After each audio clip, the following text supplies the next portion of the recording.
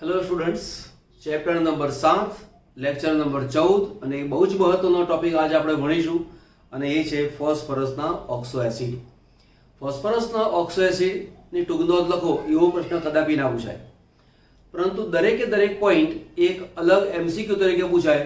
ઘણી બધી વસ્તુ તેમાં પૂછી શકાય એવી તેવી છે, તો આપણે વારા પરથી જઈએ. ઓક્સો એસિડ કોને કહેવાય? તો કે ઓક્સો એસિડ હોય એમાં એક તત્વ આપેલું હોય, એટલે કે M તત્વ હોય, તેની સાથે O જોડાયેલો હોય અને O ની સાથે H જોડાયેલો હોય. આવી રચના હોવી જોઈએ. તત્વની સાથે ઓક્સિજન હોય, ઓક્સિજનની સાથે H જોડાયેલો હોય, આવી રચના જેમાં આવતી હોય એને કહેવાય છે ઓક્સો એસિડ. તો વારા ફરતી ઓક્સો એસિડ જોઈશું. તો પહેલું છે ઓક્સો એસિડ અને એ છે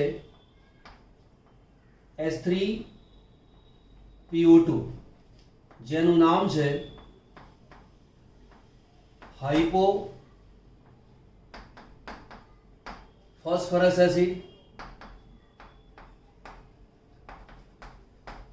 બીજું નામ છે ફોસ્ફેનિક એસિડ. બંને નામ બહુ જ મહત્વના છે. મગજમાં એવું વિચારવાનું નહીં કે હું એક જ નામ મોડે કરું. આ મોડે કર્યું હશે તો પરીક્ષામાં આ પૂછશે અને આ મોડે કર્યું હશે તો આ પૂછશે, એટલે ધ્યાન આપી લેવાનું. P નો ઓક્સિડેશન ગણવો છે તો કે 3H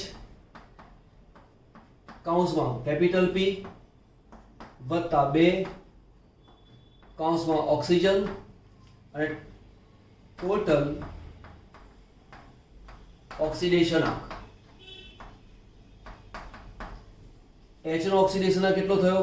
1 વત્તા P વત્તા 2. O નો ઓક્સિડેશન -2. ટોટલ અહીંયા કોઈ વીજભાર આપેલો નથી માટે મુકાય 0. 3 × 3 વત્તા 2 -4 આવશે અહીંયા બરાબર 0. માટે P નો ઓક્સિડેશન આવ્યો 1. તો યાદ રાખવાનું કે હાઇપોફોસ્ફરસ એસિડની અંદર P નો ઓક્સિડેશન +1 આવે છે. હવે આવ્યું તેનું બંધારણ. તો બંધારણમાં શું યાદ રાખવાનું તે હું જે પદ્ધતિ આપું છું એને મગજમાં ઉતારવાની. સૌથી પહેલા એક કામ કરવાનું, પહેલા લખી નાખો ફોસ્ફરસ, ત્યાર પછી 1 2 3 અને 4 બંધ મૂકી દેવાના. હવે 4 બંધ મૂકી દો. હવે સ્ટાર્ટ કરો. P ની સાથે 2 ઓક્સિજન અને 3 H છે. પહેલા 4 બંધ મૂકવાના અને સૌથી પહેલા ઓક્સિજનને એડજસ્ટ કરવાના.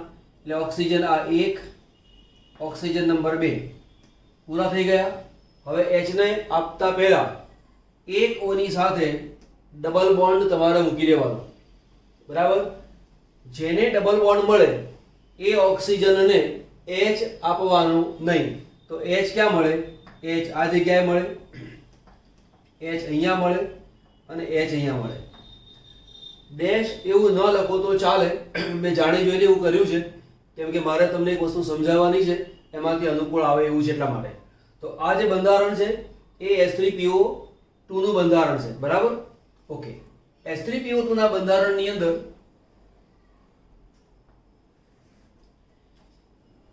તમને પ્રશ્ન પૂછવામાં આવે કે કયા કયા બંધ આવેલા છે, તો જુઓ.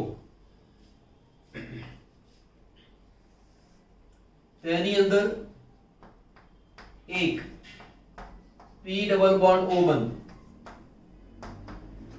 તમે જુઓ, P ડબલ બોન્ડ O એક બંધ,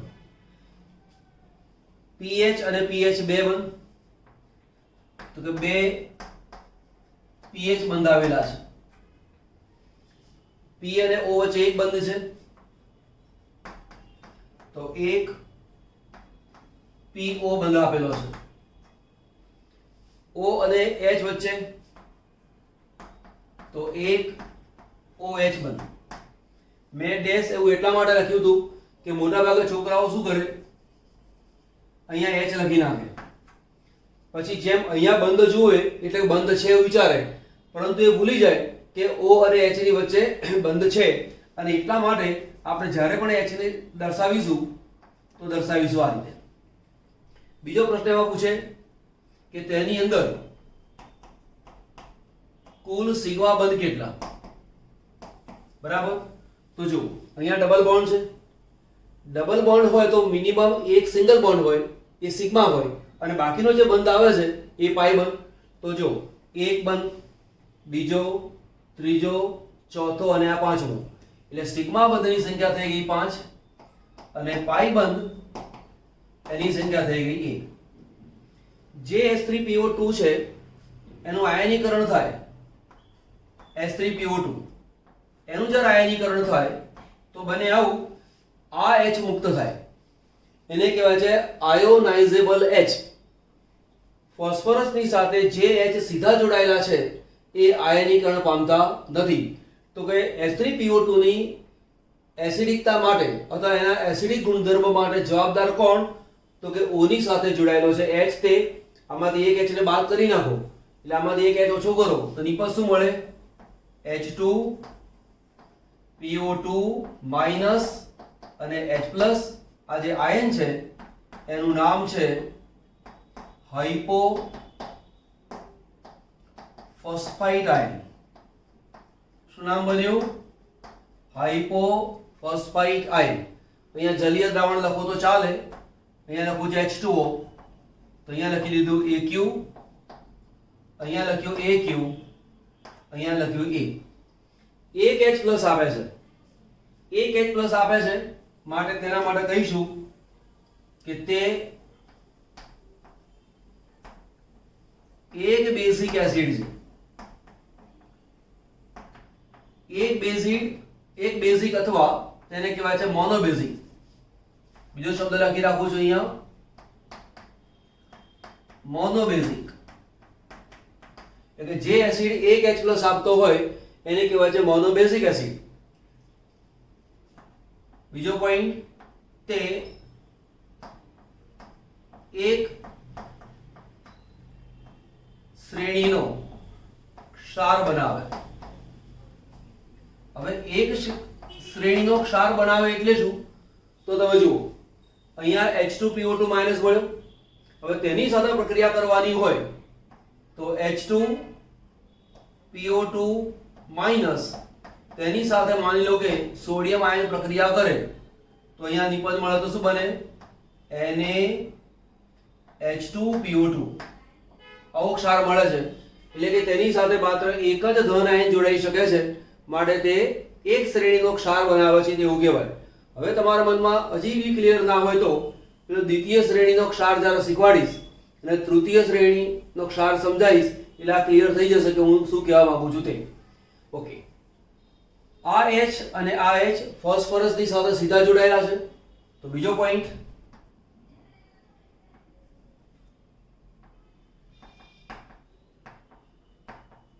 ફોસ્ફરસની સાથે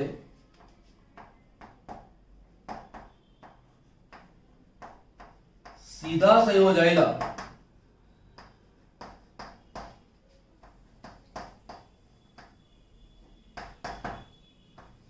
હાઇડ્રોજનને કારણે H3PO2 રિડક્શન કરતા છે. તો જો રિડક્શન કરતા માટે ગુણધર્મ માટે આ જવાબદાર નથી, આ બે જવાબદાર છે. 1, 2 ને 3 H આપેલા છે. એ 3 H માંથી આ 2 H એના રિડક્શન કરતાના ગુણધર્મ માટે જવાબદાર છે અને આ જે એક H છે એ તેના એસિડિક ગુણધર્મ માટે જવાબદાર છે. આટલો પોઈન્ટ નોંધ કરો, પછી આપણે તેની બનાવટ જોઈ લઈએ. બનાવટનું જે સમીકરણ છે ચોપડીમાં આવું લખીને આપેલું છે કે સફેદ ફોસ્ફરસ અને આલ્કલી વચ્ચે પ્રક્રિયા થવાથી બને છે, પરંતુ સમીકરણ આપેલું નથી એટલે મેં સમીકરણ અહીંયા મૂકેલું છે, ધ્યાન આપજો. P4 ની પ્રક્રિયા બેરિયમ હાઇડ્રોક્સાઇડ સાથે કરવામાં આવે અને પાણીની હાજરીમાં પ્રક્રિયા થાય તો જે નિપજ મળે છે તેનું નામ છે બેરિયમ હાઇપોફોસ્ફાઇડ. એટલે કે H2PO2 માઈનસ છે, આનો જે આયન છે એ કોણ છે? H2PO2 માઈનસ, એનું નામ છે હાઇપોફોસ્ફાઇડ આયન અને સાથે કોણ મળે છે? PH3. બેલેન્સ કરવા માટે શું યાદ રાખવાનું?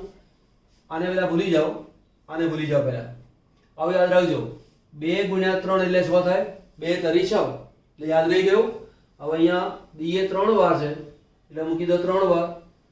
P 4 દુ 8 વાર છે, 2 ગુણ્યા 3 એટલે 6 તો થઈ ગયા, 2 ખૂટ્યા એ 2 ને આપણે અહીંયા મૂકી દઈએ એટલે આપણું કામ કમ્પ્લીટ. પછી આ જે છે એની પ્રક્રિયા H2SO4 સાથે કરો તો આપણને BaSO4 મળે, બરાબર, અને H3PO2 મળે. આ અવક્ષેપ મળે, આ દ્રાવણમાં ઓગળેલું હોય, ગાળી નાખો એટલે અવક્ષેપ દૂર થઈ જાય અને આ મળી જાય.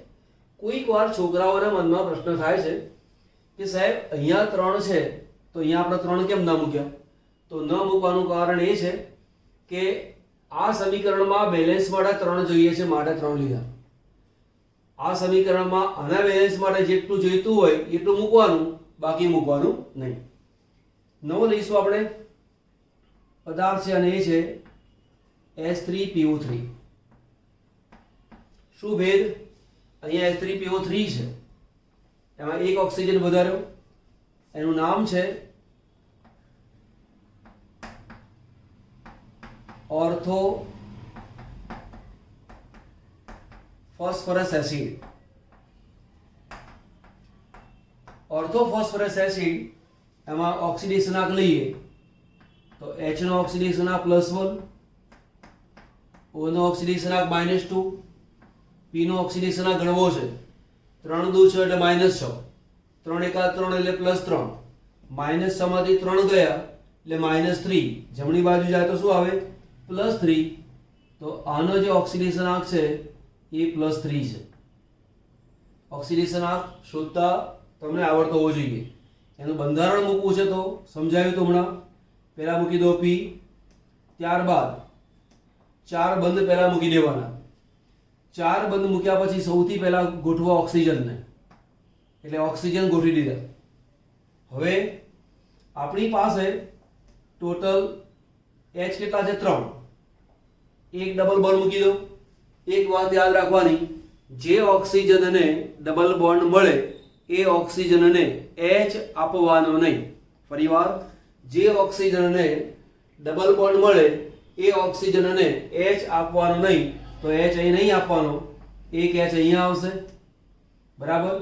ટોટલ 3 ઓક્સિજન છે ને, એટલે 1 2 3 ઓક્સિજન. એક H અહીંયા આવ્યો, બીજો H અહીંયા આવ્યો અને ત્રીજો H અહીંયા. તમે ડાયરેક્ટ OH લખો તો ચાલે, પરંતુ બંધની ગણતરીમાં ભૂલ ના પડે એટલા માટે આવું લખેલું છે. હવે કયા કયા બંધ આવેલા છે એ જોઈ લઈએ આપણે. તો P ડબલ બોન્ડ O, તો શું લખીશું? પહેલા એક P ડબલ બોન્ડ O બંધ છે. P ડેશ O 1 અને 2, તો 2 P ડેશ O બંધ, 2 OH બંધ, 2 OH બંધ, 1 PH બંધ, બરાબર. હવે ટોટલ તમને પૂછે સિગ્મા બંધ કેટલા? સિગ્મા બંધ તો 1 2 3 4 5, આ 2 છે એમાંથી એક સિગ્મા બંધ ગણાય એટલે ટોટલ કેટલા થયા? 6. સિગ્મા બંધની સંખ્યા 6. પાઈ બંધ કેટલા આવેલા છે? તો પાઈ બંધમાં એક જ પાઈ બંધ છે, એક જ થઈ ગયો. અને કુલ તમને જો પૂછે કુલ કેટલા છે તો 6 + 1 = 7. આટલા બંધ આવ્યા. ત્યાર પછી બીજો પદાર્થ છે આપણી પાસે, ના આ જ પદાર્થમાં પેલા કામ પૂરું કરી લઈએ. હવે જુઓ, 1 અને 1 2 H છે, એટલે કે આયનીકરણ પામી શકે તેવા H+ ની સંખ્યા 2 છે.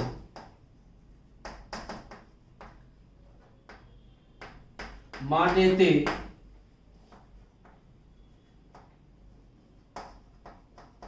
દ્વિબેઝિક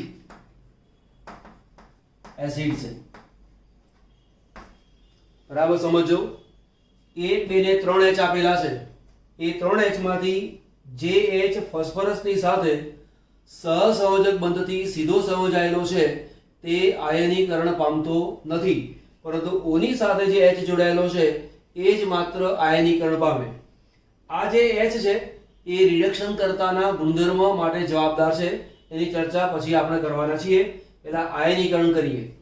તો આયનીકરણ આ રીતે બને H3PO3 એનું આયનીકરણ થાય તો પહેલા એક જ H ને દૂર કરીએ. અહીંયા પાણીની હાજરી છે એવું માની લેવાનું.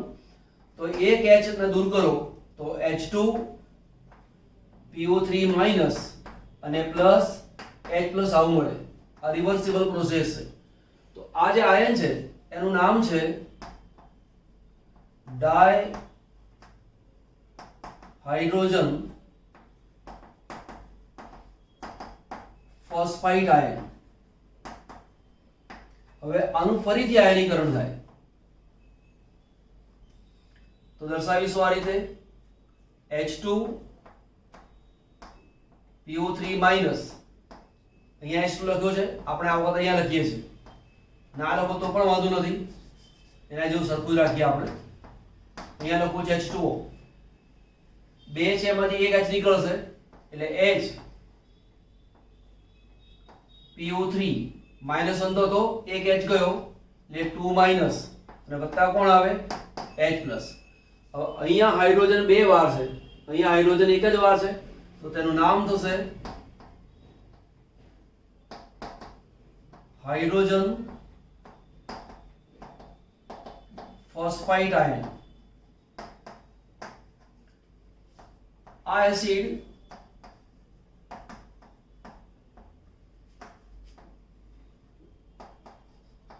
દ્વિતીય શ્રેણીના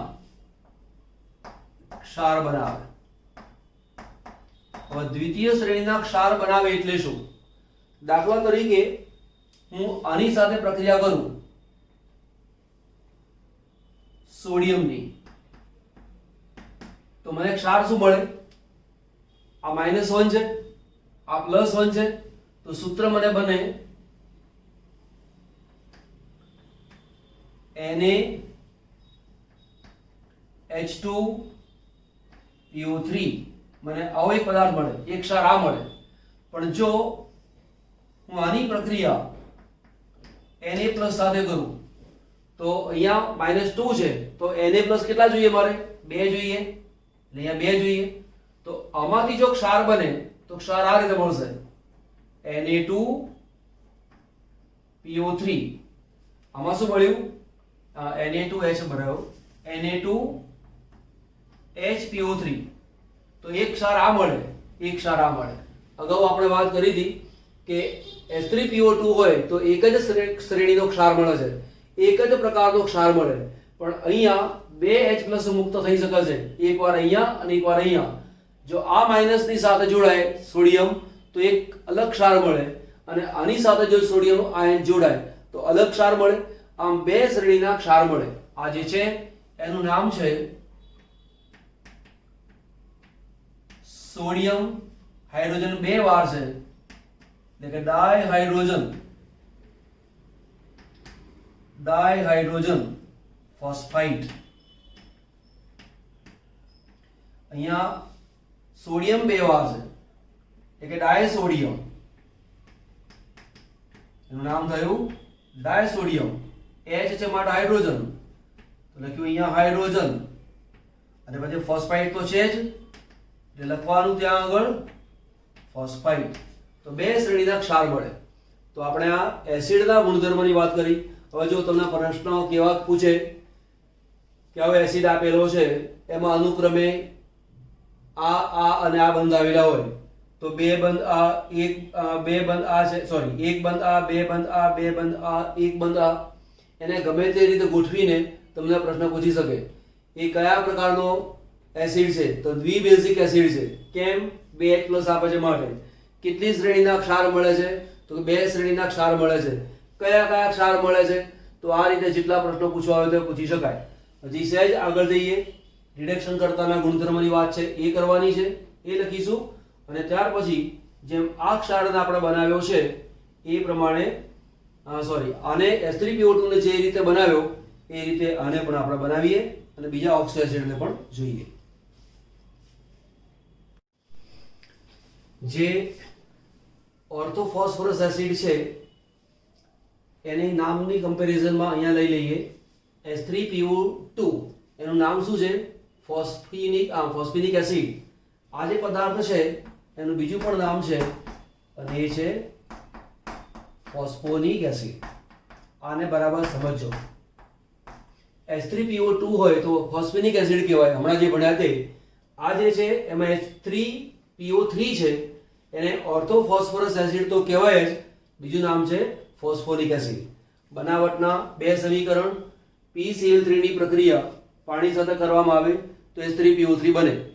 એ જ પ્રમાણે ચોપડીમાં લખીને આપ્યું છે P2O3 H2O, પણ યાદ રાખો P2O3 ના બે અણુઓ ભેગા થઈને P4O6 બનાવે છે. એટલે કે બે અણુ ભેગા થઈને બનાવે છે માટે આ અણુને કહેવાય છે દ્વિઆણવીય અણુ અને એની પ્રક્રિયા તો ત્યાં બને છે. ઓકે, P ની સાથે H જોડાયેલો છે તો કે H3PO3 માં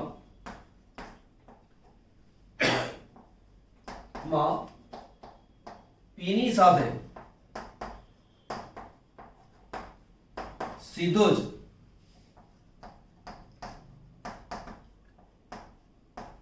સંયોજાયેલો H એટલે કે હાઇડ્રોજન રિડક્શન કરતાના ગુણધર્મ માટે જવાબદાર છે. હવે સિમ્પલ વસ્તુ છે પણ પૂછે કેવી રીતે? તમને એવું પૂછે કે ફોસ્ફોનિક એસિડમાં, જો પ્રશ્ન પૂછવાની પદ્ધતિ, ફોસ્ફોનિક એસિડમાં રિડક્શન કરતા માટે જવાબદાર હોય એવા H ના P સાથેના બંધની સંખ્યા કેટલી? તો તમને જે આવડે છે એ જ પૂછ્યું છે. પણ જો તમને ફોસ્ફેનિક એસિડ અને ફોસ્ફોનિક એસિડ ખબર ના હોય, બંનેના બંધારણ ખબર ના હોય, H P ની સાથે જોડાયેલા છે તો કેટલા જોડાયેલા છે તે ખબર ના હોય તો સરળ MCQ પણ તમને આવડી શકતો નથી. નોંધ કરો. પછી આપણે નવો એસિડ જોઈએ. બે ઓક્સો એસિડ છે H4P2O5 અને H4P2O6. એક ઓક્સિજનનો ફેર છે. આનું નામ છે પાયરોફોસ્ફરસ એસિડ, આનું નામ છે હાઇપોફોસ્ફોરિક એસિડ. બંનેના બનાવટના સમીકરણ લખેલા છે. ઓક્સિડેશનાંક લઈએ તો H એનો ઓક્સિડેશનાંક +1, O નો ઓક્સિડેશનાંક -2. હવે તમે ગણવા જાઓ 5 દુ 10 એટલે -10, 4 એકા 4 એટલે +4, -10 માંથી 4 જાય એટલે -6, -6 જમણી બાજુ આવે તો +6, 6 ભાગ્યા 2 એટલે ઓક્સિડેશનાંક કેટલો આવે? 3. તો આનો જે ઓક્સિડેશનાંક આવે છે એ +3 છે. અહીંયા તમે જુઓ આનો ઓક્સિડેશનાંક આવે છે 1, O નો ઓક્સિડેશનાંક -2. હવે તમે જુઓ 6 દુ 12, 4 એકા 4, 12 માંથી એટલે -12 માંથી 4 બાદ કરો એટલે -8, -8 ને જમણી બાજુ લઈ જાઓ તો +8, +8 ભાગ્યા 2 એટલે 4. તો અહીંયા P નો ઓક્સિડેશનાંક આવે છે 4. ઓકે, આગળ લઈએ. અહીંયા બંધારણ લઈએ H4P2O5 અને H4P2O6. તો પહેલા તો એક કામ કરવાનું, બે P બનાવી દઉં. એક ફોસ્ફરસ અને બીજો ફોસ્ફરસ છે. પહેલા 5 ઓક્સિજન તો 1 2 એટલે 4 બોન્ડ પણ બની મૂકી દઈએ. આ પ્રમાણે 4 બંધ મૂક્યા. 5 ઓક્સિજન વારાફરતી આપવાના, 1 2 3 4. હવે પાંચમો આને આપો તો આને ખોટું લાગે, આને આપો તો આને ખોટું લાગે, એવું વિચારવાનું. આપણે એક કામ કરીએ, ઓક્સિજન બંનેની વચ્ચે મૂકી દો એટલે 1 2 3 4 5 થઈ ગયા. બીજું કોઈ એકની સાથે ડબલ બોન્ડ મૂકી દો. ડબલ બોન્ડમાં અહીંયા મૂકવાનો નહીં, અહીંયા મૂકવાનો નહીં, કાં તો અહીંયા મૂકો કાં તો અહીંયા મૂકો, કોઈ પણ એક જગ્યાએ ચાલો. હવે મારે 4 H એડજસ્ટ કરવાના છે. જેની સાથે ઓક્સિજન હોય અને ડબલ બોન્ડથી જોડાયેલો હોય તો ડબલ બોન્ડ વાળા ઓક્સિજન સાથે H ને આપવાનો નહીં. H આ જગ્યાએ ના આવે તો એક H આવશે અહીંયા, બીજો H આવે અહીંયા, ત્રીજો H અહીંયા આવે અને ચોથો H અહીંયા આવે. બરાબર? હવે તમે જુઓ અહીંયા 1 અને 1 બે H મુક્ત થઈ શકે છે એટલે કે તે ડાયબેઝિક એસિડ છે. ડાયબેઝિક એસિડ હોય તો તે બે શ્રેણીના ક્ષાર બનાવે, માટે તે બે શ્રેણીના ક્ષાર બનાવે. બીજું લઈએ, બોન્ડ્સ લઈએ. તો પહેલા તો લઈશું પી ડબલ બોન્ડ ઓ. એની સંખ્યા કેટલી છે? એક વાર અહીંયા, એક વાર અહીંયા. તો આની સંખ્યા થઈ આપણી પાસે 2 છે. ઓકે. પછી પી ડેશ ઓ એવા બંધ કેટલા છે? તો પી ડેશ ઓ એક બંધ અહીંયા, બીજો બંધ, ત્રીજો બંધ અને ચોથો બંધ. તો એ બંધની સંખ્યા આવી ગઈ 4. ત્યાર પછી એચ અને ઓ બંધની વાત લઈ લઈએ.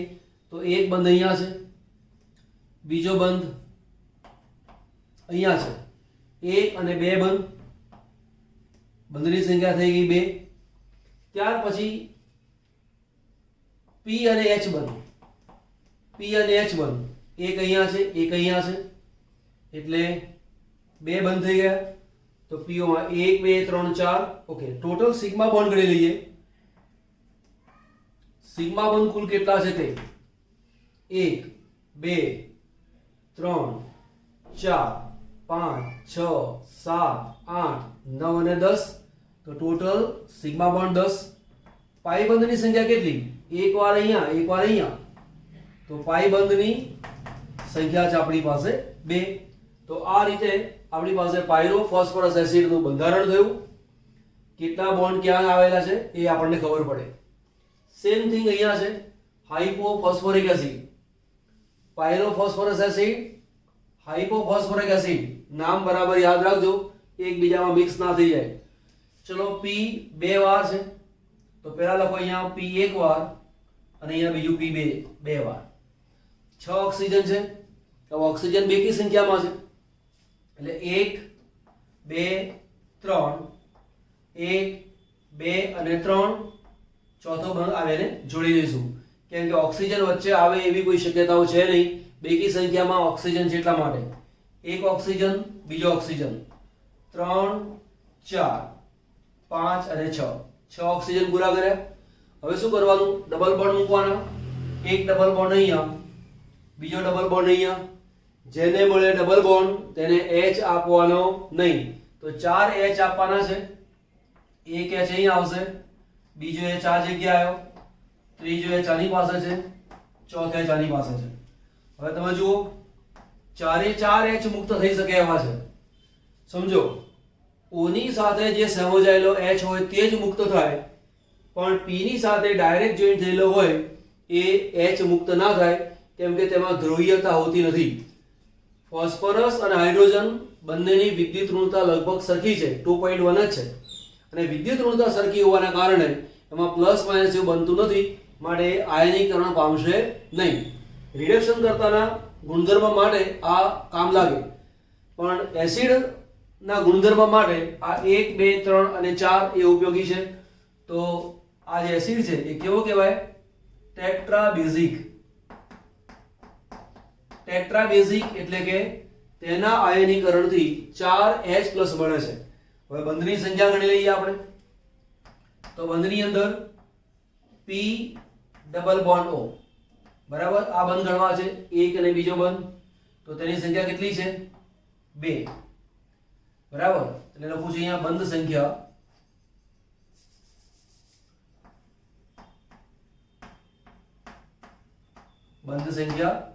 ચલો P ડબલ બોન્ડ O, તેની બંધ સંખ્યા કેટલી થઈ? 2. ત્યાર પછી છે P સિંગલ બોન્ડ ઓક્સિજન, 1 2 3 અને 4. તો બંધની સંખ્યા આવી 4. ત્યાર પછી O ડેશ H, તો 1 2 3 અને 4. તો અહીંયા બંધ વધી ગયા 4, બરાબર. તો P અને P બંધ, અહીંયા P અને P બંધ છે. તો એક બંધ કયો આવે? P અને P બંધ. તો જો ડબલ બોન્ડ 2 વાર, આ સિંગલ બોન્ડ 1 વાર, PO 1 2 3 4 વાર, 4 વાર, OH 1 વાર 2 વાર 3 વાર 4 વાર 4 વાર, બરાબર. હવે ટોટલ તમને પૂછે કે કુલ સિગ્મા બંધ કેટલા? કુલ સિગ્મા બંધ, તો સિગ્મા બંધમાં 1 2 3 4 5 6 7 8 9 10 અને 11 બરાબર. અને પાઈ બંધ ગણવા હોય તો આમાં એક પાઈ અહીં આવે, બીજો પાઈ અહીં આવે, તો બે પાઈ બંધ અહીં આવે. તો આ તે બે એસિડના બંધારણ થયા. H3PO4 અને H4P2O7 આનું નામ છે ઓર્થોફોસ્ફોરિક એસિડ, આનું નામ છે પાયરોફોસ્ફોરિક એસિડ. H નો ઓક્સિડેશન +1, O નો ઓક્સિડેશન -2. 4 ગુણ્યા 2 એટલે -8, -8 માંથી 3 જાય એટલે -5, -5 જમણી બાજુ જાય એટલે +5. એ પ્રમાણે અહીંયા 7 દુ 14, -14 માંથી 4 જાય -10, -10 જમણી બાજુ જાય +10, +10 ભાગ્યા 2 એટલે 5. આ તેનો ઓક્સિડેશન આવ્યો. આની જે બનાવટ લઈએ, આજે કોણ છે? ફોસ્ફરસ પેન્ટોક્સાઇડ. ફોસ્ફરસ પેન્ટોક્સાઇડ આ તેનું નામ છે. હવે એને બંધારણ લઈએ તો પહેલા લખું છું ફોસ્ફરસ. સૌથી પહેલા તો 4 બોન્ડ બનાવી દો, ત્યાર પછી ઓક્સિજનને એડજસ્ટ કરો. 4 ઓક્સિજન છે તો 1 2 3 અને 4. એકની સાથે ડબલ બોન્ડ આપો. જેને આપો ડબલ બોન્ડ તેને H આપવાનો નહીં, તો એક H અહીંયા આવશે, એક H અહીંયા આવશે અને એક H અહીંયા આવશે. બરાબર. હવે તમે જોઈ શકો અહીંયા બંધની વાત કરી લઈએ તો P ડબલ બોન્ડ O, આ બંધની સંખ્યા કેટલી છે તે જોઈ લઈએ આપણે. અહીંયા એક બંધ છે માટે એક આવ્યો. ત્યાર પછી P અને O બંધ, સિંગલ બોન્ડ વાળો બંધ, 1 2 ને 3, આ 3 આવશે. તે જ પ્રમાણે OH બંધ છે, 1 2 ને 3, આ 3 થયા. ટોટલ સિગ્મા બોન્ડની સંખ્યા ગણો, 1 2 3 4 5 6 અને 7. 7 સિગ્મા બોન્ડ અને પાઈ બોન્ડ. 2 બંધ હોય એમાં એક સિગ્મા હોય, બીજું કોણ હોય? પાઈ બંધ. એની સંખ્યા આવે 1. બીજી વસ્તુ આમાં લઈએ, 1 2 અને 3, 3 H મુક્ત થઈ શકે છે માટે તે ટ્રાય બેઝિક એસિડ છે. ટ્રાય બેઝિક એસિડ 3 શ્રેણીના ક્ષાર આપે. 3 શ્રેણીના ક્ષાર કેવી રીતે આપે? માનો કે આપણી પાસે H3PO4 છે, એમાંથી એક H મુક્ત કરીએ એટલે H+, આમાંથી એક H ઓછો કરો એટલે શું બને? H2PO4-. PO4- એકલું આપેલું હોય, એકલું PO4- હોય અને 3 આપેલું હોય તો તેનું નામ છે ફોસ્ફેટ આયન. હવે હાઇડ્રોજન 2 વાર છે, 2 વાર હાઇડ્રોજન છે, પરિણામે તેનું નામ થાય dihydrogen phosphate ion. Dihydrogen phosphate ion. હવે જો મારે ક્ષાર બનાવવો છે અને આની પ્રક્રિયા જો હું Na+ સાથે લઈ લઉં, આની પ્રક્રિયા Na+ સાથે લઈ લઉં તો સૂત્ર શું બને? Na પછી H2 અને PO4. તો સોડિયમ એક વાર છે તો નામ સૂત્ર બનશે તેનું sodium dihydrogen. Sodium dihydrogen phosphate. આવું બને.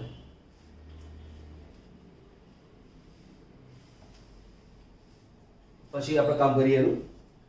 હવે આપણી પાસે અહીંયા ફરી લઈએ H3PO4 છે, એમાંથી હું 2 H ને દૂર કરી નાખું તો આમાંથી 2 H દૂર કરું તો શું બને? 2H+, તો પ્લસ એક H બાકી રહ્યો HPO4 અને અહીંયા આવશે -2. જો અહીંયા ધ્યાન આપો, એક H ઓછો કર્યો, આનો વીજભાર હતો 0, 0 માંથી 1 જાય એટલે -1. અહીંયા આપણે વીજભાર છે 0, એમાંથી 2 બાદ કરો એટલે વીજભાર આવે -2. આ હાઇડ્રોજન છે, તો નામ આપણી પાસે થાય હાઇડ્રોજન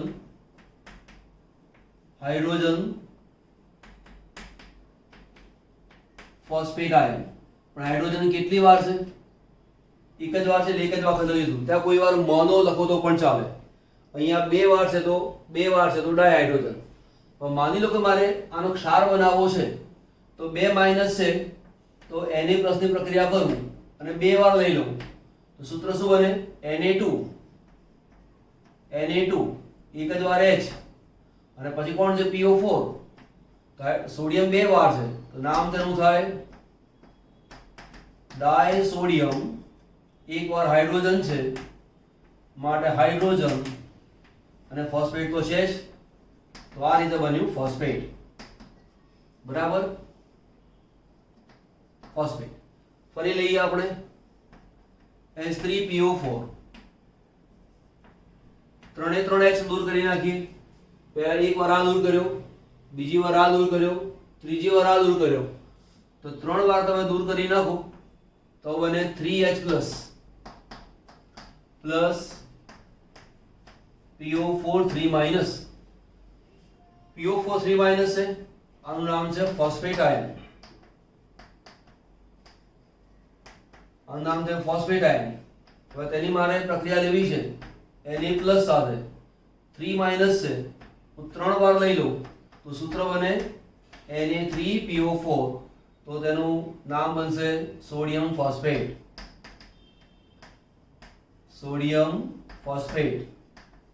હાઇડ્રોજન નથી એટલે કે ટ્રાય સોડિયમ ફોસ્ફેટ લખો તો પણ ચાલે અને સોડિયમ ફોસ્ફેટ લખો તો પણ ચાલે. બોર્ડ ભરાઈ ગયેલું છે, આટલું વાત નોંધ કરી લો. પછી આપણે આગળ જઈએ. H3PO4 એમાંથી 1H+ મુક્ત થાય, 2H+ મુક્ત થાય, 3H+ મુક્ત થાય. તો પહેલો H+ મુક્ત થાય એનો જે આયનીકરણ અચળાંક છે એ છે 7.5 × 10⁻3. હવે તમે જુઓ અહીંયા -3 કિંમત, અહીંયા -8 કિંમત, અહીંયા -13 કિંમત. એટલે કે 5 ના ગુણાંકમાં કિંમત ઘટતી જાય છે. એટલે કે એસિડિકતા ક્રમશઃ ઘટતી જાય છે. જેમ જેમ H+ આપતો જાય તેમ તેમ તેની એસિડિકતા ઘટતી જાય. હવે મનમાં એમ થાય કે HCl એસિડ છે, બરાબર, અને H3PO4 એ પણ એસિડ છે. આની અંદર 3H છે ને આમાં 1H છે. તો કોઈક વાર મને એમ થઈ જાય કે આ જે છે એ 3H આપે છે માટે તેની એસિડિકતા વધારે. તો કે ના, એવું નથી હોતું. એસિડિકતા વધારે છે કે ઓછી છે એ Ka ની વેલ્યુ પરથી નક્કી થાય, નહીં કે કેટલા H આપે છે તેની ઉપરથી. બરાબર, કેટલી સરળતાથી H આપે છે તે તો જોવાય અને તેના મેઇન આયનીકરણ અચળાંકની કિંમત ઉપરથી જ નક્કી કરવામાં આવે. બીજી વસ્તુ, જે H3PO4 નું બંધારણ જોયું આપણે કે ફોસ્ફરસ આ રીતે double bond oxygen OH O અને H આ રીતે બંધારણ આપેલું છે. એક પણ H ફોસ્ફરસની સાથે સીધો સંયોજાયેલો નથી. પરિણામે H3PO4 એ રિડક્શન કરતા નથી. એને બીજી રીતે વિચારો તો આ રીતે બને કે H3PO4 માં આ P છે તેનો ઓક્સિડેશન કેટલો છે? +5. અગાઉ આપણે એક રીઝન શીખવાડ્યું કે PCl5 રિડક્શન કરતા નથી. તો કેમ નથી? તો P નો ઓક્સિડેશન છે +5, બરાબર. હવે ફોસ્ફરસની ઇલેક્ટ્રોન રચના ગણો તો નિયોન કોર 3s2 3p3 અને ફોસ્ફરસ +5 ની ઓક્સિડેશન અવસ્થા ગણો અને એ પ્રમાણે ઇલેક્ટ્રોન રચના ગણો તો 3s0 અને 3p0. હવે ફોસ્ફરસમાં 5 ઇલેક્ટ્રોન છે. p5+ ની અંદર સંયોજકતા કક્ષામાં કોઈ ઇલેક્ટ્રોન છે નહીં. જો ઇલેક્ટ્રોન છે નહીં તો ઇલેક્ટ્રોન ગુમાવી શકે નહીં અને ઇલેક્ટ્રોન ગુમાવી શકે નહીં માટે તે રિડક્શન કરતા નથી. ત્યાર પછી આપણી પાસે છે H4P2O7, બરાબર. એનું નામ છે પાયરો ફોસ્ફોરિક એસિડ. પાયરોફોસ્ફોરિક એસિડ, એને પાયરોફોસ્ફોરિક એસિડ પણ કહી શકાય અથવા એને બીજું પણ નામ આપી શકાય અને એ છે ડાયફોસ્ફોરિક એસિડ. ડાયફોસ્ફોરિક એસિડ. તો ડાયફોસ્ફોરિક એસિડ કેવું કેમ કહેવાય હમણાં દેખતાની સાથે સમજ પડી જશે આ તો ખબર પડી ગઈ. બરાબર. તો છે આ રીતે H3PO4 એના બે અણુ લેવાના, એને ગરમ કરો લગભગ 523 કેલ્વિન તાપમાને, અને તો તેમાંથી પાણીનો અણુ દૂર થાય. બરાબર. પાણીનો અણુ દૂર થાય તો તેમાંથી બને છે H4P2O7. હવે કેવી રીતે બને છે સમજો. પહેલા H3PO4 ના બે બંધારણ દોરું છું. તો અહીંયા H oxygen, P double bond oxygen, OH આ એક અણુ આવ્યો. આવો બીજો એક અણુ લઈ લઈએ આપણે plus HO, P double bond oxygen, O અને H, ફરી O અને H. હવે પાણીનો એક અણુ દૂર થાય છે તો અહીંયાથી H દૂર કરો, અહીંયાથી OH દૂર કરી નાખો તો આ H2O નીકળી ગયો. એટલે આને આપણે કાઢી નાખો તો બને કોણ? બની ગયું ને. તો દર્શાવીશું આ રીતે ઓક્સિજન અહીંયા મૂક્યો H. બરાબર. હવે થોડું એક્ઝેક્ટ બંધારણ દોરીએ તો આપણે બીજી વાર દોરવું ના પડે. ડબલ બોન્ડ ઓક્સિજન, પછી OH છે એટલે O અને H, ફરીવાર અહીંયા O અને H, P અને વચ્ચે આવે ઓક્સિજન, ઓક્સિજન, ફરી ફોસ્ફરસ, ડબલ બોન્ડ ઓક્સિજન, અહીંયા છે ઓક્સિજન, H, O અને H. બની ગયું બંધારણ. તો આ જે છે ફોસ્ફોરિક એસિડના બે અણુઓ લઈને ગરમ કરવામાં આવે તો પાણીનો એક અણુ દૂર થઈ જાય, અને પાણીનો એક અણુ દૂર થઈને બને છે માટે આપણે અહીં કહીશું કે ડાયફોસ્ફોરિક એસિડ. ફોસ્ફોરિક એસિડના બે અણુ લીધા અને બે અણુમાંથી પાણીનો એક અણુ દૂર કર્યો અને આ બની ગયો. કોઈકવાર તમને એવો પ્રશ્ન પૂછે કે ફોસ્ફોરિક એસિડના અણુમાંથી અથવા પાણીના એક અણુ લઈ લેવામાં આવે તો કઈ નિપજ મળે? 3 અણુ લઈએ તો પણ નિપજ બને.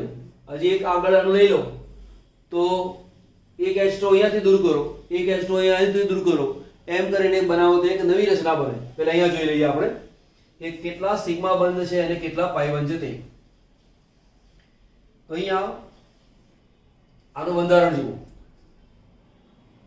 P ડબલ બોન્ડ O એવા બંધ આપણી પાસે કેટલા છે? તો P ડબલ બોન્ડ O બંધની જો સંખ્યા ગણવા જાઓ તો અહીંયા એક અહીંયા છે, એક અહીંયા છે, તો એ બંધની સંખ્યા થઈ ગઈ 2. ત્યાર પછી P સિંગલ બોન્ડ ઓક્સિજન, તો આ 1 2 3 4 5 અને 6, તો 6 બંધ એવા આવ્યા. ત્યાર પછી લઈશું OH બંધ કેટલા છે? તો OH બંધ 1 2 3 અને 4, એટલે આ બંધ બની ગયા 4. તો બધા બંધ આપણા પૂરા થઈ ગયા. OH વાળા બંધ આવી ગયા 1 2 3 4, P અને O વાળા બંધ આવી ગયા. P અને P બંધ તો છે નહીં, અને ટોટલ આપણે બંધ ગણી લઈશું સિગ્મા બંધ કેટલા છે તે.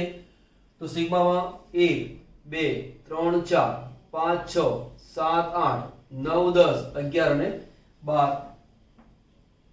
આમાં સિગ્મા અને પાઈ 2 છે તો પાઈ બંધની સંખ્યા એક વાર અહીંયા છે, એક વાર અહીંયા છે, એટલે બની ગયા 2. અહીંયા તમે જુઓ H કેટલા છે? 1 2 3 અને 4. 4 H આપી શકે છે અને પરિણામે આ જે પદાર્થ છે એને કહેવાય છે tetra basic acid. Tetra basic acid. આ જે છે એ 3 H આપે છે માટે તેનું શું કહેવાય? Try basic acid. આ જે પદાર્થ છે એ છે try basic acid.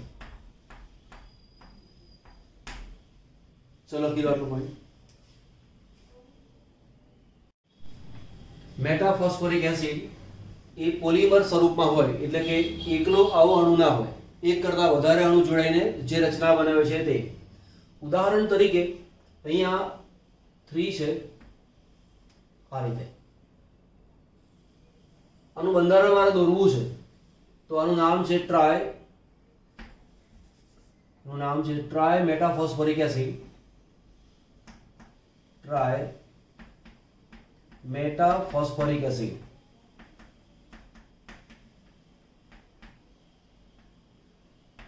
Trimetaphosphoric acid નું બંધારણ દોરવું હોય તો આવું કરવાનું. પહેલા મૂકો P, પછી ઓક્સિજન, અહીંયા ઓક્સિજન, ફરી P આવે, ફરી અહીંયા ઓક્સિજન,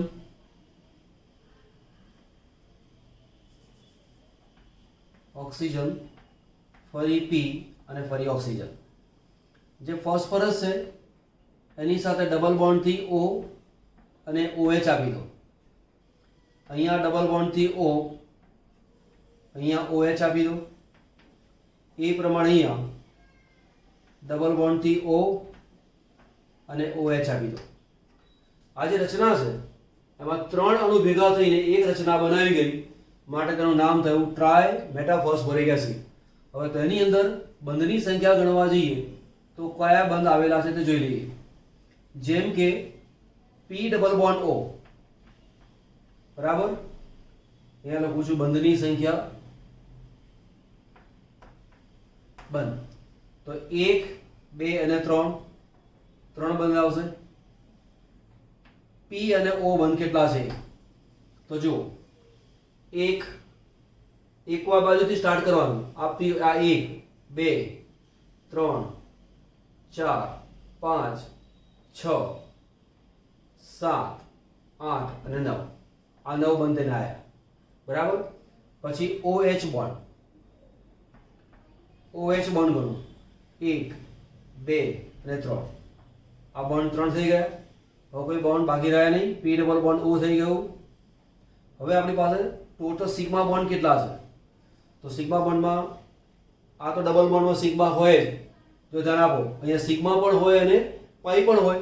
તો અહીંયાથી એક બાજુ હાથ મૂકી રાખવાનો એટલે ભૂલ ના પડે. અને કાં તો ક્લોક વાઇઝ જાઓ કાં તો એન્ટી ક્લોક વાઇઝ જાઓ. તો આમથી સ્ટાર્ટ કરીએ છીએ, આમ જઈશું આપણે, બરાબર. અહીંથી સ્ટાર્ટ કરીએ છીએ આપણે. 1, 2, 3, 4, 5, 6, 7, 8, 9, 10, 11, 12, 13, 14, 15, બરાબર. તો 15 બોન્ડ સિગ્મા આવે અને પાઈ બોન્ડ કેટલા આવશે? 3. એક અહીંયા આવશે, એક અહીંયા આવશે, એક અહીંયા આવશે. ત્યાર પછી મારે પોલીમેટાફોસ્ફોરિક એસિડ, અહીંયા આ મેટાફોસ્ફોરિક એસિડ આ તો વાત લીધી. મારે આ જે રચના બનાવી છે, હવે એ રચનામાં તમે સમજો કેટલા બધા અણુઓ તમે જોઈન કરી શકો છો. ઉદાહરણ તરીકે ફોસ્ફોરિક એસિડનો અણુ લઉં છું. ફોસ્ફોરિક એસિડ OH, અહીંયા લીધું મેં OH, એ પ્રમાણે OH અહીંયા છે. ફરીવાર ફોસ્ફોરિક એસિડ OH, આ બાજુ OH, અહીંયા OH આવે. ફરીવાર ફોસ્ફોરિક એસિડ લઈએ આપણે. P double bond O, OH, આવું આવતું જાય. હવે અહીંયાથી તમે આને દૂર કરી દો, અહીંયાથી H2 દૂર કરો. હવે આ બાજુથી OH દૂર કર્યો તો અહીંથી H દૂર કરી નાખો. અહીંયાથી H દૂર કર્યો, અહીંયાથી OH દૂર કરી નાખો. તો રચના કેવી બને? P ડબલ બોન્ડ ઓક્સિજન, આ બાજુ ઓક્સિજન, પછી એક છેડો મૂકી દો. અહીંયા આવશે OH, પછી આ OH અને H ગયો, અહીંયા આવશે oxygen. Phosphorus double bond oxygen, અહીંયા આવશે OH, H ગયો, અહીંયા oxygen. P double bond O, અહીંયા આવશે OH. આવી રીતે n અણુ આયા કરે. તો જેટલા અણુ જોઈન કરવા હોય તો જોઈન થઈ શકે. હવે એમ થાય ભાઈ HPO3 આમાં ક્યાં છે તો જોવાનું આ રીતે કે કોઈ એક ગ્રુપ લઈ લેવાનું. આ તમે રચના જુઓ તો H, P 1, 2 અને 3 HPO3. તો HPO3 નો જે અણુ છે એ વારંવાર રિપીટેશન પામે છે, અનેક વાર રિપીટ પામે છે, અને એટલા માટે એનો શબ્દ થયો પોલી. મેટાફોસ્ફોરિક કેમ તો કે HPO3 એને કહેવાય છે મેટાફોસ્ફોરિક એસિડ. HPO3 એનું નામ છે મેટાફોસ્ફોરિક એસિડ. અને એવા n ટાઈમ્સ અનેક વખતે જોડાતા હોય છે અને એક પોલિમર બને છે, માટે તેવી જે રચના છે એવી રચનાને આપણે પોલીમેરિક રચના તરીકે ઓળખીશું. ઓકે, નોંધ કરેલી. બીજા બે બંધારણ છે, ટેક્સ્ટ બુકમાં નથી પણ ધ્યાન આપી લેજો. H નો ઓક્સિડેશનાંક છે +1, O નો ઓક્સિડેશનાંક છે -2. 5 દુ 10, બરાબર. 10 માંથી 3 જાય તો 7. તો ઓક્સિડેશનાંક આપણને એમ લાગે આ તો ઓક્સિડેશનાંક 7 છે, પણ ના, ઓક્સિડેશનાંક 7 નથી. કેવી રીતે છે પછી સમજાવું છું. એ પ્રમાણે અહીંયા પણ P નો ઓક્સિડેશનાંક તમે ગણવા જાવ તો આવું થાય. H નો ઓક્સિડેશનાંક +1, O નો ઓક્સિડેશનાંક -2 તરીકે તમે ગણવા જાવ તો 8 દુ 16 એટલે -16, -16 માંથી 4 જાય તો -12 આવે, અને પછી 2 વડે ભાગો તો 6 આવે. તો P નો ઓક્સિડેશનાંક +5 થી વધારે આવે નહીં. એનો મતલબ એવો થયો કે તેની અંદર પેરોક્સાઇડ રચના છે. ફોસ્ફરસનો મેક્સિમમ ઓક્સિડેશનાંક 5 આવે, પણ 5 કરતાં પણ જો વધુ ઓક્સિડેશનાંક આવે એવું લાગે તો સમજવાનું કે રચનામાં આપણે કંઈક ભૂલ કરીએ છીએ, તેની અંદર પેરોક્સાઇડ રચના હશે. તો અહીંયા તમે જુઓ, મારી પાસે પેરોક્સાઇડ રચના આ રીતે છે.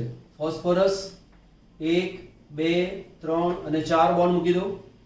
અહીંયા ડબલ બોન્ડથી ઓક્સિજન, ઓક્સિજન, ઓક્સિજન, ઓક્સિજન, 1, 2, 3, 4, ફરીવાર ઓક્સિજન, અને પછી આવશે H. અહીંયા આવશે H, અહીંયા આવશે H. તો આ જે રચના છે એમાં આ પેરોક્સાઇડ રચના થઈ ગઈ. પેરોક્સાઇડ રચનાની અંદર આનો ઓક્સિડેશનાંક -1, આનો ઓક્સિડેશનાંક -1. આ જે છે 1, 2 ને 3, એ ત્રણે ત્રણનો ઓક્સિડેશનાંક છે -2. તો આપણે ઓક્સિડેશનાંક ગણવો હોય તો આવું થાય. H કેટલા છે? 3 છે, એટલે 3 કૌંસમાં H વત્તા P ની સંખ્યા એક વાર છે એટલે 1 કૌંસમાં P વત્તા ઓક્સિજન 1, 2 ને 3 અલગ લઈએ એટલે 3 કૌંસમાં ઓક્સિજન વત્તા આ 2 છે, 2 કૌંસમાં પેરોક્સાઇડના ઓક્સિજન, 2 કૌંસમાં પેરોક્સાઇડના ઓક્સિજન, અને બરાબર 0. 0 કેમ? આની પર કોઈ વીજભાર આપેલો નથી એટલે 0 મૂકી દો. હવે ઓક્સિડેશનાંક ગણો. 3 H નો ઓક્સિડેશનાંક 1, P નો ઓક્સિડેશનાંક ખબર નથી. અહીંયા 3 ઓક્સિજનનો ઓક્સિડેશનાંક -2 વત્તા 2 પેરોક્સાઇડ એટલે -1 અને બરાબર 0. તો તમે જો ઓક્સિડેશન કેટલો થયો અહીંયા 3 P બરાબર ગણશો તો ઓક્સિડેશનાંક તેનો 5 આવી જશે. આ જે રચના છે એમાં રચના આવી બનશે. ફોસ્ફરસ, ઓક્સિજન, ફરી ઓક્સિજન, ઓક્સિજન,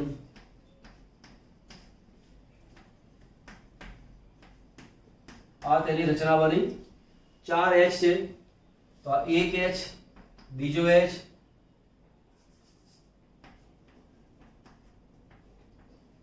આ તેની રચના બની. અહીંયા બનશે ડબલ બોન્ડ, અહીંયા બનશે ડબલ બોન્ડ.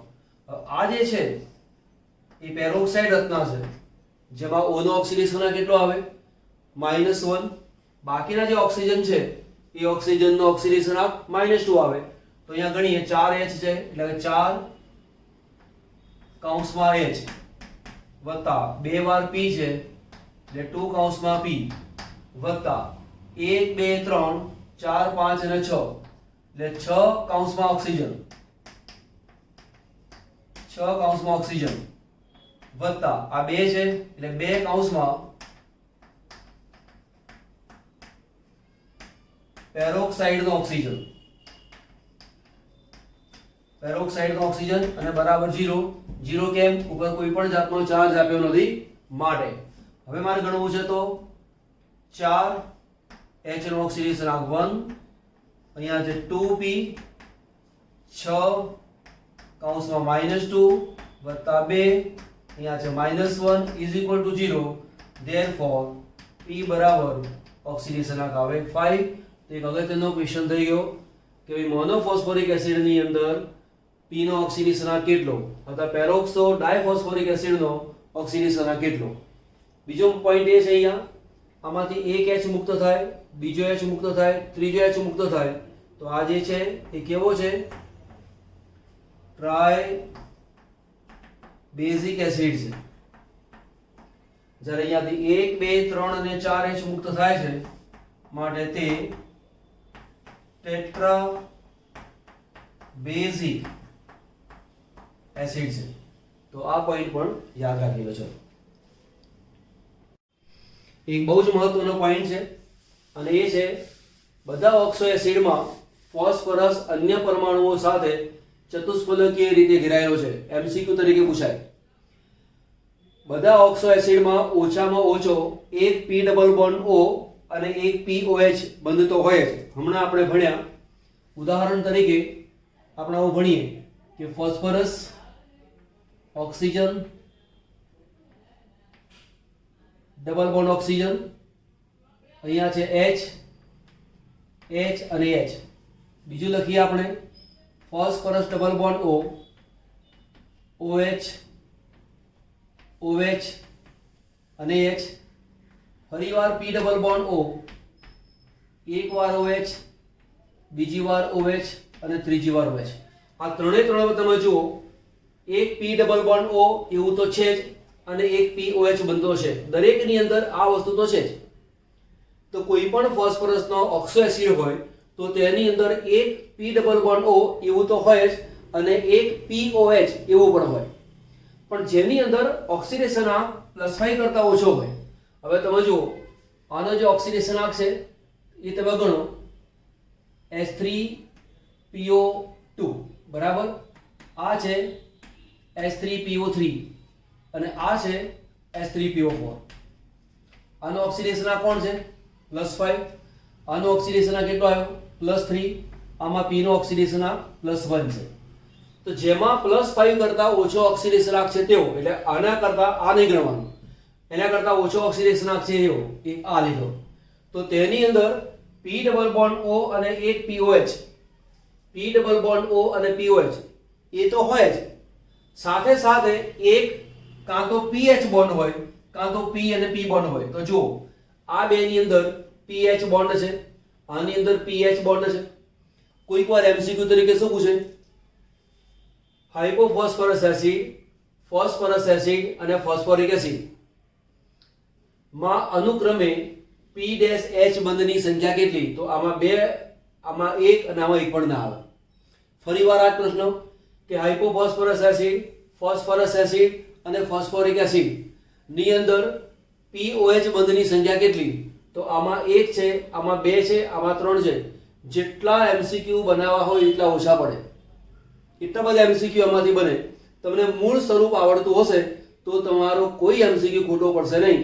માટે બંધારણને તમારે બરાબર મોઢે કરવાનું. ઓકે, તો અહીંયા જો આ જે છે એક આ ને એક આ, એમાં ઓક્સિડેશન આ કેવો છે? +5 કરતા ઓછો છે અને +5 કરતા ઓછો છે, પરિણામે તેમાં P ડબલ બોન્ડ O અને OH આ તો છે જ, પણ સાથે PH બોન્ડ હોય.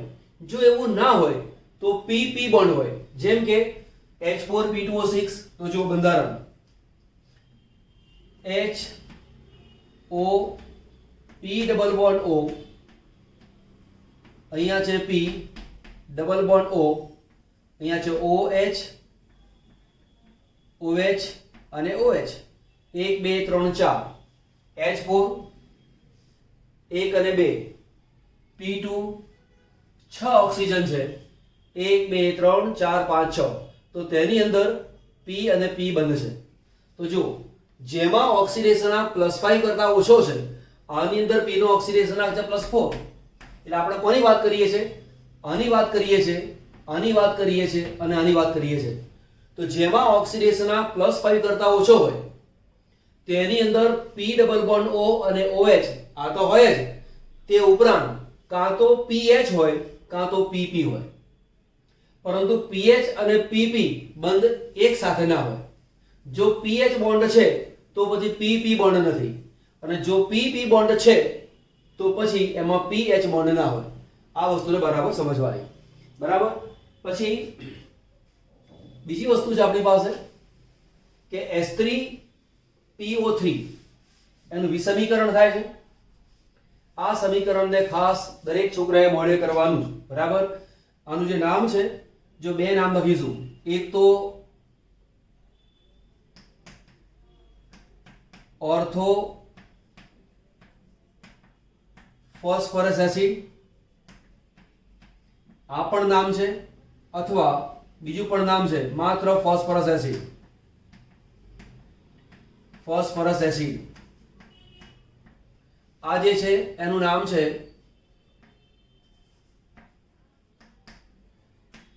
ऑर्थो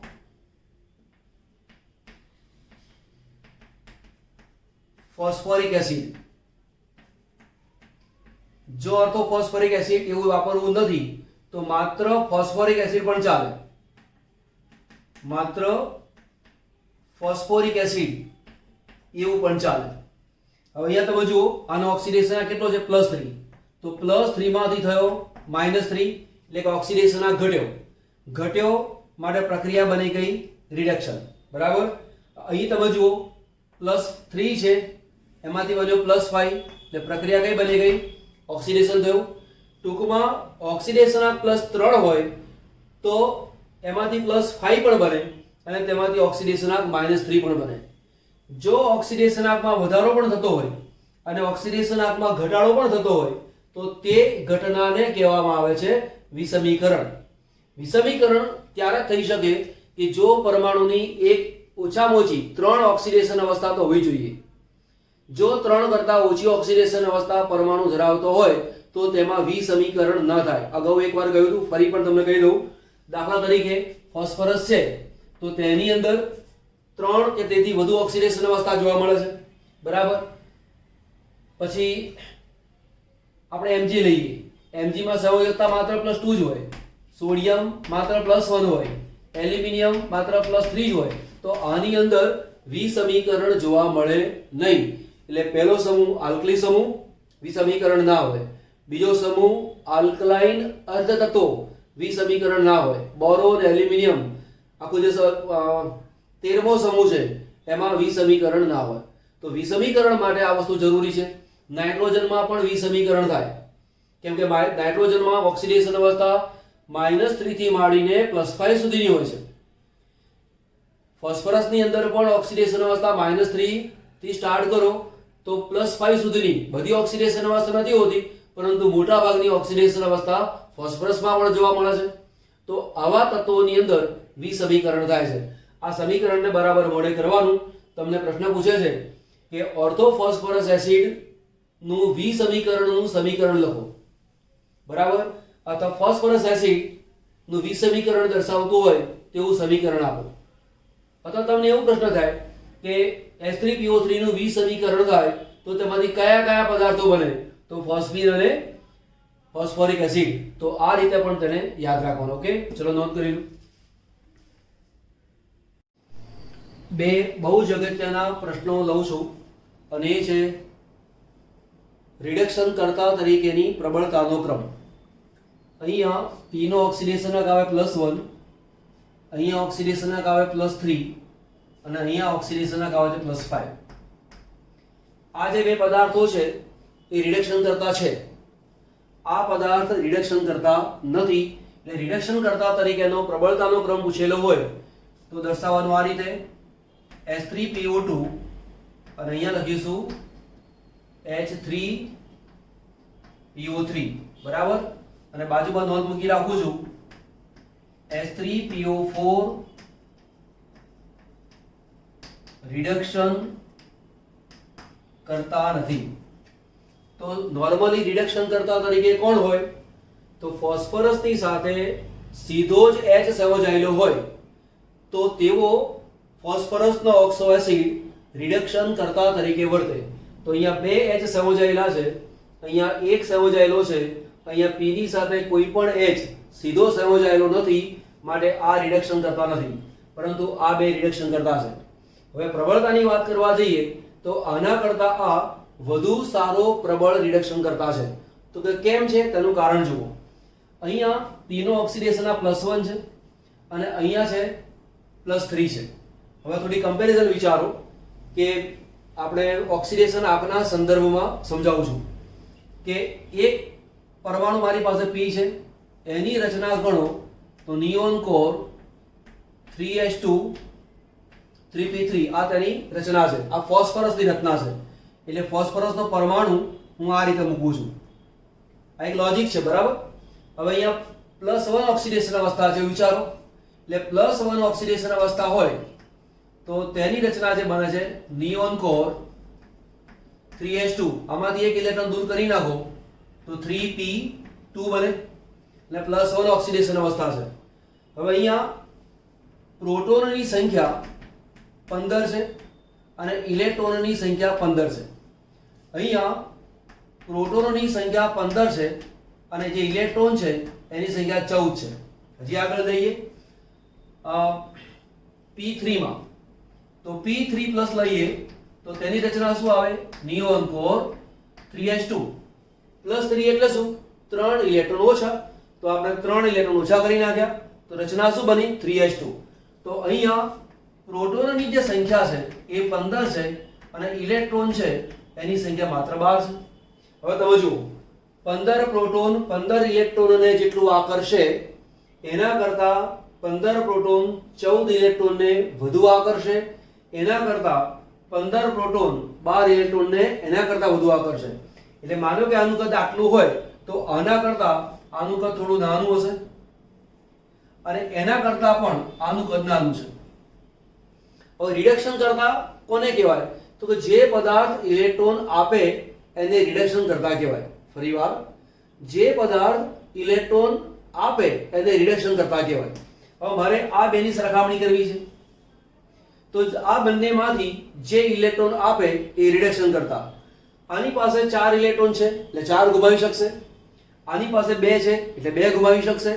તો રિડક્શન કરતા તો બંને છે, પણ વધુ સારો રિડક્શન કરતા કોણ? એમ તમારે વિચાર કરવા જવું હોય તો અહીંયા ઓક્સિડેશન આ કોણ છે? 2 ને 2 4 એટલે +1 ઓક્સિડેશન અવસ્થા છે. તો તેની પાસે હજી ઇલેક્ટ્રોન કેટલા છે? 4 ઇલેક્ટ્રોન છે. આની પાસે ઇલેક્ટ્રોન કેટલા છે? 2 છે. હવે આના કરતા આનું કદ મોટું છે. તમે સમજી શકો કે અહીંયા કેન્દ્ર પ્રત્યે ઇલેક્ટ્રોન જેટલી પ્રબળતાથી આકર્ષાયેલા હોય એના કરતા અહીંયા ઇલેક્ટ્રોન કેન્દ્ર પ્રત્યે વધુ પ્રબળતાથી આકર્ષાયેલા હોય. ફરીવાર, આના કરતા આનું કદ મોટું છે માટે અહીંનો ઇલેક્ટ્રોન કેન્દ્ર પ્રત્યે જેટલી પ્રબળતાથી આકર્ષાયેલો હોય એના કરતા આ ઇલેક્ટ્રોન એના કેન્દ્ર પ્રત્યે વધુ પ્રબળતાથી આકર્ષાયેલો હોય. હવે ઇલેક્ટ્રોનને મુક્ત કરવાની વાત આવે તો આ ઇલેક્ટ્રોન કેન્દ્ર પ્રત્યે વધુ આકર્ષાયેલો હોવાને કારણે આ પોતાનો ઇલેક્ટ્રોન સરળતાથી આપવા માટે તૈયાર થશે નહીં. જ્યારે આના કરતા આનું કદ મોટું છે માટે આનો ઇલેક્ટ્રોન કેન્દ્ર પ્રત્યે આની સરખામણીમાં ઓછો આકર્ષાયેલો છે તો પોતાના ઇલેક્ટ્રોનોને સરળતાથી મુક્ત કરી શકે છે. તો મુક્ત તો બંને કરી શકે છે, પરંતુ કદ નાનું હોવાને કારણે, ધનભાર વધુ હોવાના કારણે એ પોતાના ઇલેક્ટ્રોનને પોતાની તરફ વધુ પ્રબળતાથી ખેંચી રાખી શકે છે અને માટે પોતાના ઇલેક્ટ્રોનને સરળતાથી ડોનેટ કરશે નહીં. અને માટે આ જે છે એ નિર્બળ રિડક્શન કરતા છે, જ્યારે આ પ્રબળ રિડક્શન કરતા છે. જ્યારે આ રિડક્શન કરતા છે જ નહીં તો કે કેમ નથી? તો કે ઓક્સિડેશનાંક જે +5 તમે ગણવા જાઓ, +5, તો +5 માં શું છે? P+5 ગણો. ઇલેક્ટ્રોન રચના શું બની ગઈ? નિયોન કોર 3s0 અને 3p0. s અને p કક્ષકમાં એટલે કે સંયોજકતા કક્ષામાં ઇલેક્ટ્રોન છે જ નહીં. જો ઇલેક્ટ્રોન છે નહીં તો ગુમાવી શકશે નહીં. જે પદાર્થ ઇલેક્ટ્રોન ગુમાવી શકતો ના હોય એને રિડક્શન કરતા કહી શકાય નહીં. જો ગમી ગયું હોય તો પેલું જે લાઇકનું બટન છે એને દબાવજો. ઘણી વખત વિદ્યાર્થીઓ અથવા કોઈ પણ વ્યક્તિ વિડીયો આખો જોવે છે ખરા, એટલે મજા પણ આવે છે, ગમે પણ છે. એક સેજ હાથનો ઉપયોગ કરવાનો કેમ ટાળે છે એનો ખ્યાલ નથી આવતો, પરંતુ થોડુંક ઉદાર બનવું. અમે પણ ઉદાર બનીને તમને ભણાવીએ જ છીએ, તો તમારે પણ ઉદાર બનાવીને એટલું કામ તો કરવું જોઈએ. ઓકે, આટલો પોઈન્ટ ફરીવાર સમજી લઈએ. આ 3 પદાર્થો આપેલા છે. આ 2 પદાર્થ રિડક્શન કરતા છે, આ રિડક્શન કરતા નથી, આમાં ઇલેક્ટ્રોન છે જ નહીં. અથવા એવું કહેવાય અહીંયા જેમ P અને H બોન્ડ છે, P અને H બોન્ડ છે એવો અહીંયા બોન્ડ નથી, માટે રિડક્શન કરતા નથી. અહીંયા 2 H છે, અહીંયા 1 H છે, માટે આના કરતા આ વધુ સારું રિડક્શન કરતા છે. ઇલેક્ટ્રોન રચનાની વાત કરવા જઈએ તો P+1 કરતા P+3 નું કદ નાનું છે. ઇલેક્ટ્રોન કેન્દ્ર પ્રત્યે વધુ આકર્ષાયેલો છે, સરળતાથી મુક્ત કરતો નથી, માટે આના કરતા આ નિર્બળ રિડક્શન કરતા છે. આ રિડક્શન કરતાનો ગુણધર્મ લીધો, ત્યાર પછી સ્ક્રીનશોટ લઈ લો. આપણે એક બીજો અગત્યનો પોઈન્ટ આમાં જ ભણીએ છીએ, બહુ જ મહત્વનો પોઈન્ટ છે, અને એ છે એસિડિક પ્રબળતા. નોર્મલી શું થાય? એસિડ કોને કહેવાય? એટલે કે લુઈસ એસિડ કોને કહેવાય? જે પદાર્થ ઇલેક્ટ્રોન યુગ્મને આકર્ષતો હોય એને એસિડ કહેવાય. તો જેની ઇલેક્ટ્રોન આકર્ષવાની પ્રબળતા વધારે હોય એને વધુ સારો એસિડ કહેવાય. હમણાં જે કોન્સેપ્ટ ભણાયો એ પ્રમાણે તમે વિચાર કરવા જાઓ તો અહીંયા ઓક્સિડેશન આ +1 છે, અહીંયા +3 છે, અહીંયા +5 છે. માટે ઓક્સિડેશન આંક ક્રમશઃ વધતો જાય છે. અને જો ઓક્સિડેશન આંક વધતો જાય, ધનભારનું મૂલ્ય વધતું જાય તો ઇલેક્ટ્રોન આકર્ષવાની પ્રબળતા વધતી જાય. તો તે રીતે વિચારવા જઈએ તો આના કરતાં આ વધુ પ્રબળ એસિડ છે, એના કરતાં આ વધુ પ્રબળ એસિડ છે, પરંતુ તેવું નથી. એસિડિક પ્રબળતાનો ક્રમ આ રીતે આવે છે.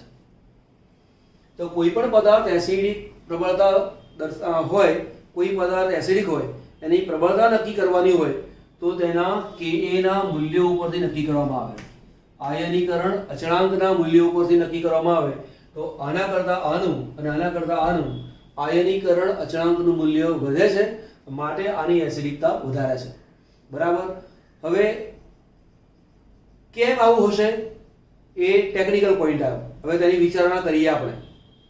તો અહીંયા P ની સાથે ઓક્સિજન જોડાયેલો છે, P ની સાથે ડબલ બોન્ડથી ઓક્સિજન જોડાયેલો છે, અહીંયા પણ P ની સાથે ડબલ બોન્ડથી ઓક્સિજન જોડાયેલો છે. અહીંયા એક H આપી દે, અહીંયાથી 2 H આપે, અહીંયાથી 3 H આપે.